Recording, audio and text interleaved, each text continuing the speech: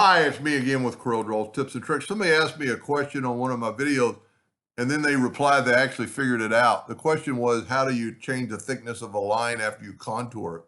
Well, let's go to Effects and Contour. Let's actually contour twice. I don't know how big that is. Let's go, first of all, let's go to the outside with square corners because our text is square.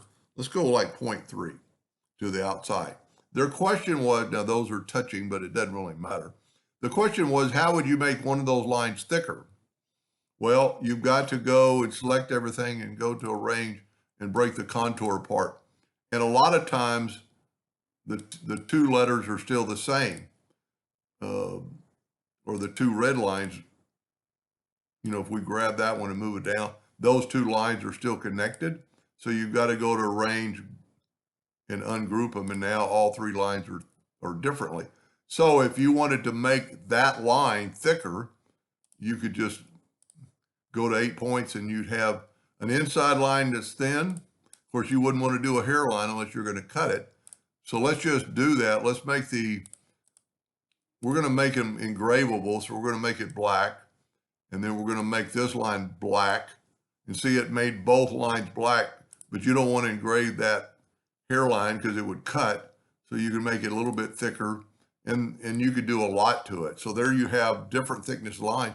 You could also go to F12 on your keyboard and go right here and have dotted lines on the outside. I would maybe even use a longer dash, and you can do stuff like that. Now that just changed the outside, so we could change the inside and have a total different color. We can click on it and have it red. We can click on it and go F12 and make it a dash line. Let's go with that one right there.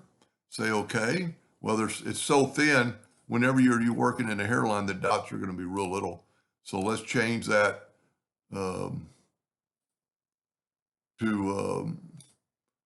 well, I'll tell you what, let's go to Arrange and convert it to a curve, and then your hairline will come up and you can make it a little bit thicker. So now you've got a red dotted line that's different.